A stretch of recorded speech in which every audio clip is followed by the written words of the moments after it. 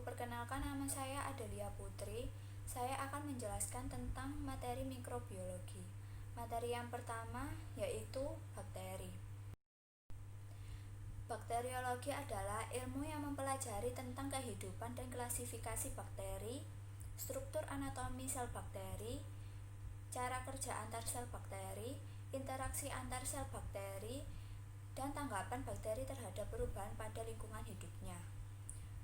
Selain menimbulkan penyakit atau efek tidak baik, bakteri mampu memberikan efek yang baik atau membantu kerja manusia. Contohnya pada pengobatan, higien, ilmu pangan atau gizi, pertanian, dan industri.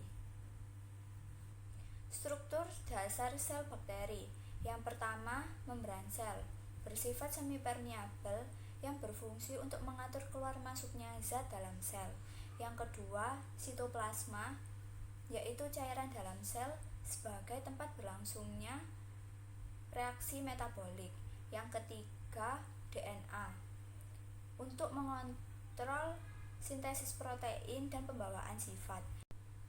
Yang keempat, flagella, sebagai alat gerak. Berdasarkan jumlah dan letaknya, maka bakteri dibedakan menjadi monotrik, lopotrik, amfitrik, dan peritrik.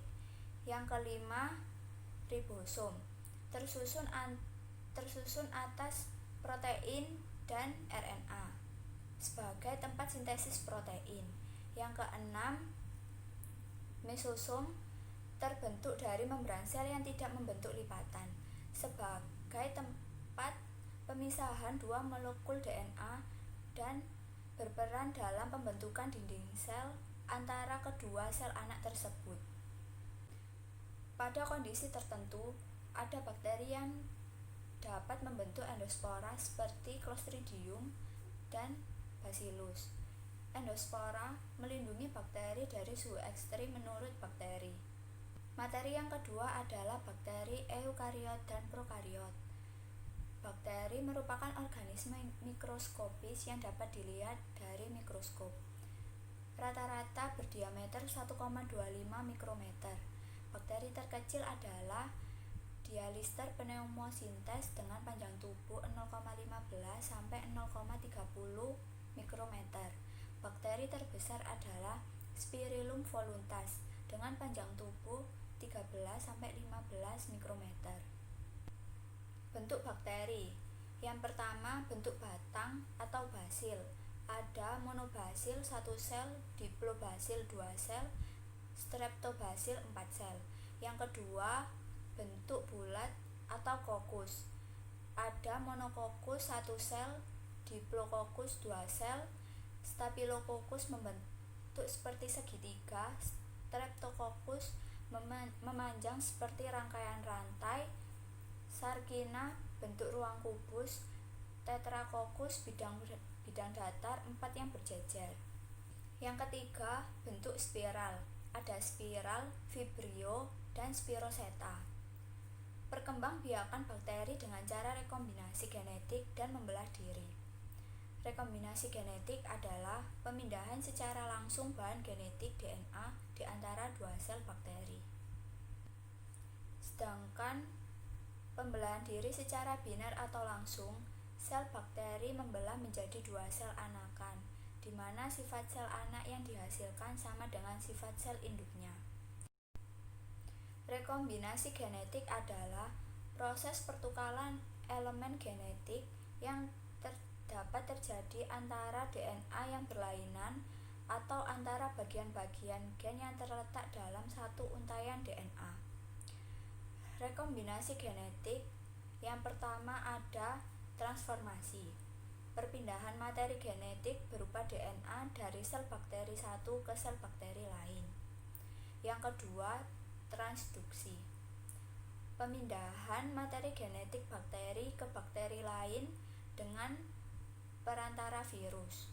Yang ketiga, konjugasi, bergabungnya dua bakteri dengan membentuk jembatan untuk pemindahan materi genetik. Mekanisme bakteri dalam menimbulkan penyakit. Yang pertama, invasi, Yang kedua, toksigenitas dibagi menjadi dua, eksotoksin dan endotoksin. Materi ketiga yaitu macam-macam bakteri. Yang pertama, bakteri aerob. Bakteri yang menggunakan oksigen bebas dalam proses respirasinya. Contohnya Nitrosococcus, Nitrosomonas, dan Nitrobacter. Yang kedua, bakteri anaerob. Bakteri yang tidak menggunakan oksigen bebas dalam proses respirasinya. Contoh Streptococcus lactis. Berdasarkan kebutuhan terhadap oksigen, bakteri dikelompokkan menjadi: yang pertama, bakteri aerob obligat. Bakteri yang dapat hidup dalam suasana mengandung oksigen. Contohnya Nitrobacter dan Hydrogenomonas. Yang kedua, bakteri anaerob obligat. Bakteri yang dapat hidup dalam suasana tanpa oksigen. Contohnya Clostridium tetani. Yang ketiga, bakteri anaerob fakultatif. Bakteri yang dapat hidup dengan atau tanpa oksigen. Contohnya Salmonella typhose, Shigella, dan E. coli. Berdasarkan cara memperoleh makanannya, yang pertama, bakteri heterotrof, hidup dengan memperoleh makanan berupa zat organik dari lingkungannya. Bersifat sapofit, mendapatkan zat organik dari sampah, kotoran, bangkai, dan sisa makanan. Bersifat parasit, merugikan pada manusia, hewan, dan tumbuhan. Bakteri ini menyebabkan sakit atau patogen.